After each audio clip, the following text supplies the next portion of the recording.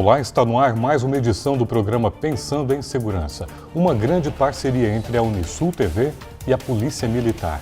Um programa voltado para a comunidade, com informações e esclarecimentos na área da prevenção do crime, divulgação de projetos educativos, curiosidades, dicas de segurança e entrevistas com pessoas de diversas áreas, sempre com a finalidade de levar a temática da segurança pública mais perto de você.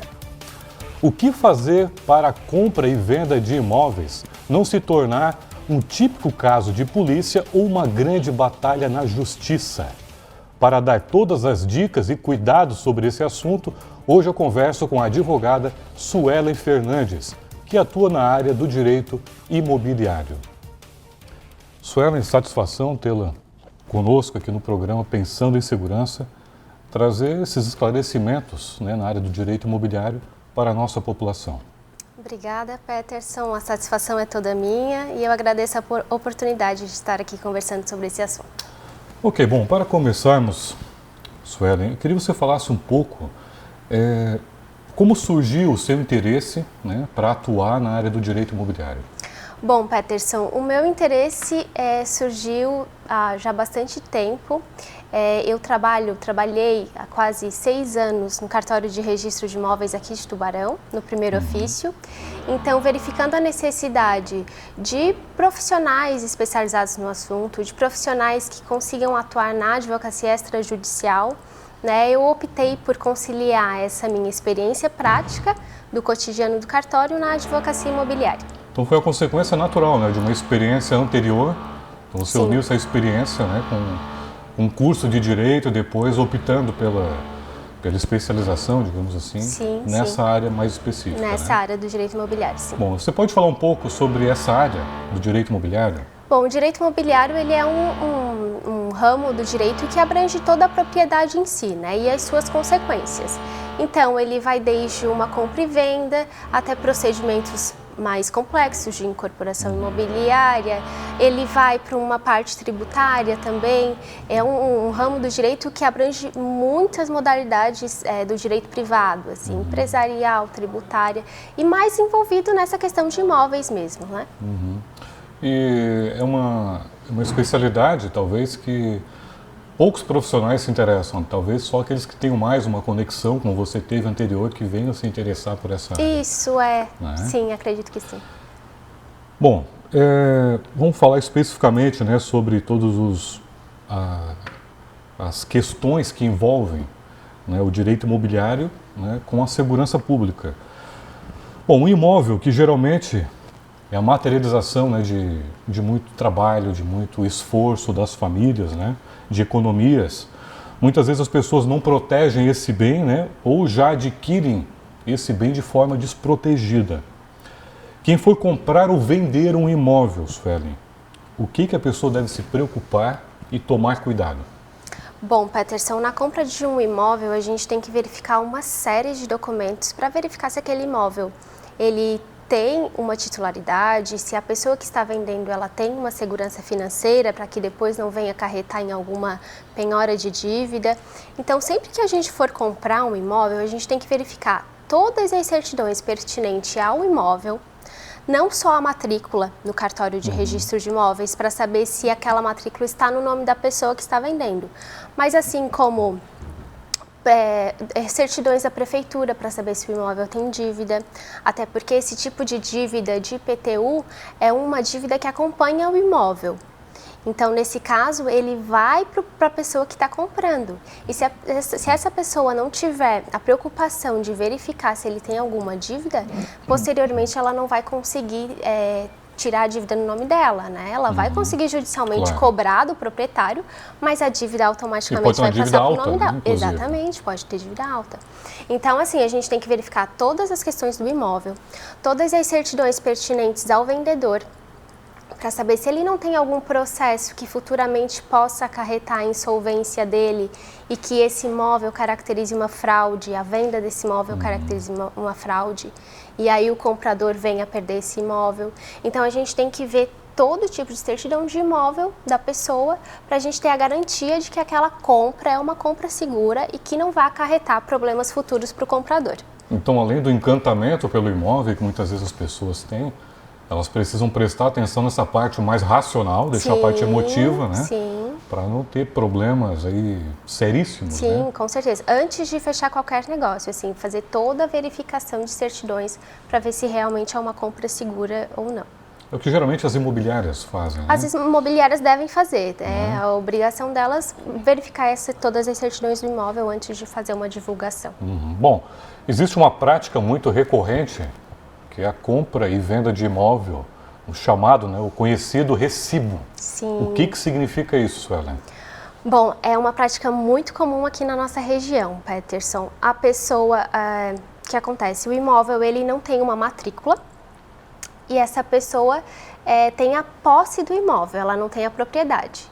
E aí ela vai fazendo essa transferência para outras pessoas, ela transmite a posse, né? E no fim acabam que as pessoas deixam de regularizar esse imóvel e vai passando de proprietário a proprietário sem ter, e ninguém tem a propriedade, né? Só existe a posse desse imóvel. Qual é a validade jurídica do recibo? Não tem validade. Nenhuma. A pessoa acredita que aquilo dali significa a propriedade dela, mas não tem validade. Na verdade, jurídica. ela não é realmente Ela a é proprietária posseira, legal daquele imóvel, ela não é. Não é, ela exerce a posse daquele imóvel. Ok, Suelen, nós vamos continuar no próximo bloco. O programa Pensando em Segurança vai para um breve intervalo, não saia daí.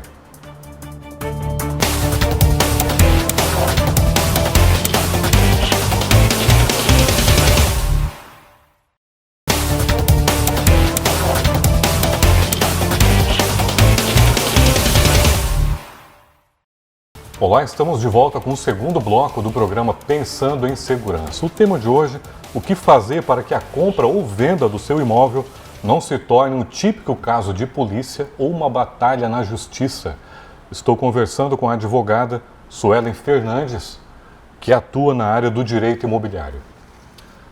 Bom, Suelen, dando continuidade, ao nosso programa e ao bloco anterior, gostaria de perguntar para você o seguinte: quais os perigos da compra e venda de imóveis através de recibo? Bom, Peterson, Você detalhar um pouco para a gente sim, isso. a pessoa que compra o imóvel com recibo, ela não tem garantia nenhuma da propriedade, né? Ela não consegue, na hora, vender um imóvel com um valor maior, né? Ela não consegue anunciar esse imóvel numa imobiliária, ela não consegue fazer um financiamento bancário, uma oportunidade de fazer uma ampliação ou uma construção ou uma reforma da casa. As possibilidades de venda, de negócio, elas ficam diminuem. Ficam Muito, limitadas. né? E até porque a pessoa que vai comprar, ela tem que submeter a fazer uma compra de que ela sabe que o imóvel não tem um registro, não Claro. tem uma matrícula, né? Bom, isso também pode gerar, conflitos, de confrontações de terra, uma série de coisas. Pela ausência desse documento oficial, Sim. que conste a delimitação Exatamente, da área. Peterson. Como não tem uma matrícula, informando ali no folio real a discriminação, a área lateral, a confrontação, isso pode vir a ocasionar, sim, conflitos de extremantes, Porque nenhum dos dois, pode ser que o outro seja um imóvel de posse também, não tem esse documento que comprove, a divisão certinha. Exato. Bom, é comum as pessoas falarem, olha, meu imóvel, meu terreno, meu lote, ele é escriturado, está tudo certo. Mas acho que ainda falta alguma coisa, A diferença entre escritura e registro, da matrícula. Você pode fazer essa diferença para a gente? Peterson, essa dúvida é muito comum e a maioria das pessoas, quando se referem ao imóvel matriculado ou não, dizem esse termo, meu imóvel é escriturado ou meu imóvel não tem escritura. Mas, na verdade, são dois instrumentos diferentes, tá? A escritura pública, ela é o documento que é feito no tabelionato e que formaliza a compra e venda. E a matrícula é o documento do próprio imóvel, onde contém todas as características do imóvel. É a certidão de nascimento, do imóvel. Isso, a certidão de nascimento do imóvel. Na prática, acontece da seguinte forma: quando eu compro um imóvel, eu vou formalizar essa venda por meio de uma escritura pública de compra e venda. Então, eu vou fazer esse documento lá no tabelionato e vai constar os dados do vendedor, os dados do comprador, os dados do imóvel, como foi feita essa negociação, o valor pago, o recolhimento dos tributos, dos impostos, tudo isso na escritura pública. eu vou ter, na titularidade, na posse dessa escritura pública, eu vou levar até o cartório de registro de imóveis e fazer o registro dessa escritura na matrícula. Então, na matrícula, lá no cartório de registro de imóveis, é onde vai constar a descrição do imóvel, onde ele está localizado, todas as medidas do imóvel, toda a cadeia sucessória de propriedade, quem já foi proprietário ou não, se tem algum ônus nessa matrícula, se tem alguma penhora, se tem alguma alienação. Então, esse é o documento do imóvel. Quando a gente se refere que o imóvel tem ou não registro, a gente deve se referir que o imóvel é matriculado. Eu não tenho apenas escriturado. Exatamente, não apenas escriturado. Mas assim, Peterson, são documentos diferentes, claro, mas eles estão juntos, né? Um precisa da validade do outro. Porque assim, no ramo do direito imobiliário, do direito registral, a gente tem uma frase que diz: quem não registra não é dono. Então, a partir do momento que você fez a escritura pública de compra e venda, você deve fazer o registro lá na matrícula, no cartório de registro de imóveis. Esse registro desse título é o que de fato transmite a propriedade. Tá? Então não basta escriturar, como popularmente as pessoas acham. Exatamente, né? Tem que fazer o registro na matrícula. Tem que terminar essa fase, né? Escritura, agora registra na matrícula do imóvel. Né? E uma coisa, Peterson, às vezes o que acontece, a pessoa deixa para depois, porque já gastei muito agora, vou deixar para passar depois. Mas isso pode acarretar uma série de consequências, assim, né? Por exemplo, essa pessoa que vendeu, ela pode agir de má fé e vender para uma outra pessoa, né? Então, várias pessoas podem escriturar exatamente o mesmo imóvel. Se ele vendeu para várias pessoas e ninguém registrou até agora, alguma pessoa pode ir lá e registrar. E aí a gente vai entender o que está registrado lá na matrícula é o dono. Né? Outra situação que pode ocorrer, como o novo proprietário não consta ainda na matrícula, o proprietário anterior que fez a venda pode ter alguma dívida e esse imóvel pode ser objeto de penhora, né? E aí a pessoa que comprou só vai saber isso depois. Ou no caso de um falecimento daquele proprietário, os herdeiros não sabem que teve essa venda, então coloca na partilha esse imóvel. Quanta dor de cabeça. É uma série de dor de cabeça que pode ocasionar se não tomar os cuidados corretos assim no seu momento, né?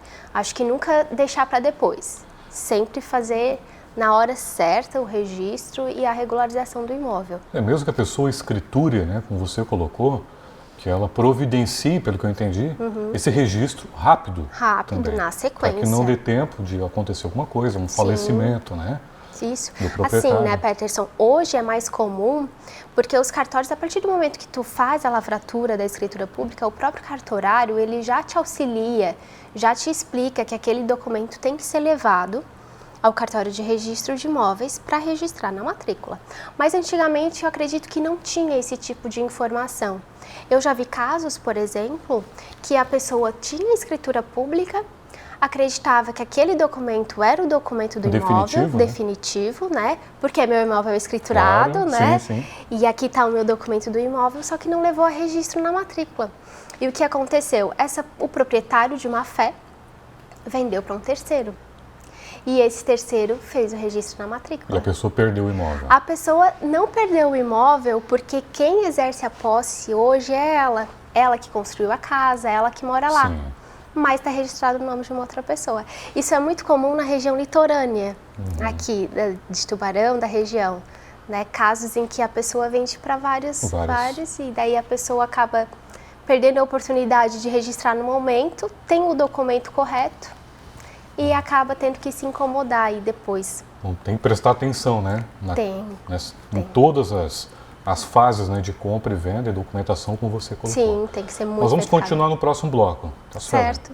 O programa Pensando em Segurança, mais uma vez, vai para um breve intervalo. Fique com a gente.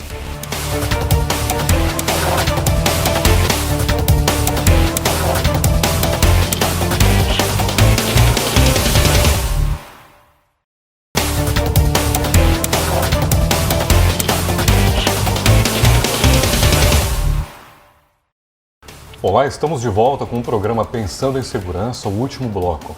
O tema de hoje, o que fazer para que a compra ou venda do seu imóvel não se torne um típico caso de polícia ou uma batalha na justiça. Estou conversando com a advogada Suelen Fernandes, que atua na área do direito imobiliário. Bom, dando continuidade então, né, Suelen?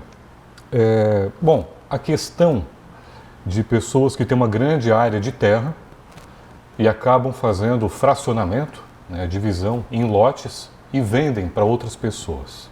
O que você pode falar para a gente sobre isso? Bom, Peterson, também é uma prática muito comum na região.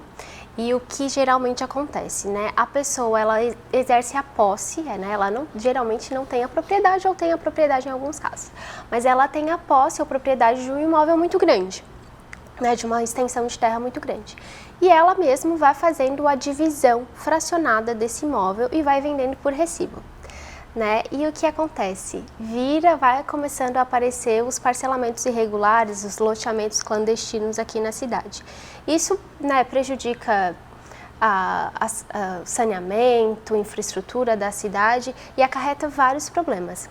E geralmente essas pessoas que vão comprando, elas compram por um valor menor esse imóvel, sem dúvida, e não buscam a regularização, né? Ou levam tempo para buscar a regularização. Então ficam várias faixas de terra e vários terrenos sem nenhuma regularização, fracionado em diversos lotes. E é possível regularizar quem compra um lote nessa situação? É possível regularizar sim. Hoje em dia a gente tem algumas formas de regularização, né? Claro que a gente tem que analisar o caso, cada caso específico, né? Mas dá para criar uma matrícula, tudo desse imóvel? Dá para criar uma matrícula, sim, né? O que é mais comum são os casos de uso capião. Hoje em dia a gente tem tanto o uso capião judicial quanto o uso capião extrajudicial, que é um procedimento feito fora da justiça, um procedimento feito no cartório. Ele é mais rápido, não quer dizer que ele seja menos burocrático, mas em menos tempo, em questão de um ano e pouquinho, a pessoa já consegue regularizar esse imóvel. Mas são opções ou, dependendo do caso, tem que buscar via judicial ou, dependendo do caso, pode ser extrajudicial? São opções. São opções. São opções, tá? O serviço extrajudicial, nessa questão do uso capião, ele pode ser um pouquinho mais oneroso, assim, ele pode custar um pouco mais caro para a pessoa. E a questão do judicial, tu consegue ali a gratuidade da justiça. Então, são opções que a gente deve verificar caso a caso, né? Verificar quanto tempo a pessoa exerce aquela posse, verificar como que se deu a aquisição daquela propriedade, se ela tem uma prova, se ela tem até mesmo um recibo, né? Se as contas de água, energia, vêm no nome da pessoa. Então, a gente tem que fazer essa verificação de toda a documentação que a pessoa tem para conseguir, né, analisar qual caso seria mais interessante para a pessoa. Seja o uso capião judicial, seja o uso capião extrajudicial, seja a regularização fundiária, que também é um procedimento recente no ordenamento jurídico e que pode estar sendo feito. Né? A regularização fundiária ela é um procedimento que é feito diretamente na prefeitura. Então, o certo é analisar caso a caso para ver a necessidade da pessoa, para conseguir fazer essa regularização desse imóvel e ter o seu imóvel no seu nome regular, né, no cartório de registro de imóveis. Bom, Suelen, tanto no uso capião, né, judicial como extrajudicial, é necessário anuência, assinatura dos confrontantes, dos demais vizinhos? Precisa. É requisito? É requisito a assinatura dos confrontantes, Peterson. Acontece alguns casos que as pessoas são mais fechadas e elas não aceitam fazer esse tipo de assinatura, né? Às vezes já tem um litígio porque são dois imóveis de posse, tem aquela questão que tu falou, como os dois não têm registro, não sabem direito a delimitação do terreno. Ficam com medo de assinar. E aí ficam com medo de assinar, ele está invadindo o meu terreno. Mas assim, existem possibilidades, tá? Se por acaso a pessoa se recusar a assinar, a gente pode estar fazendo a notificação dessa pessoa.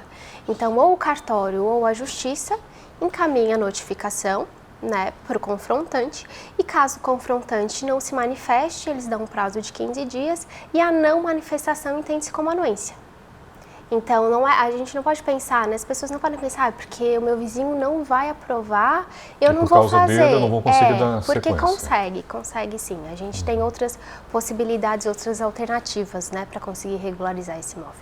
Suelen, e as pessoas, elas buscam comprar imóveis no recibo, será porque é desconhecimento ou realmente é para ter um custo menor para adquirir algum imóvel? Eu acho, Peterson, que vem um pouco da cultura, tá? É um pouco cultural.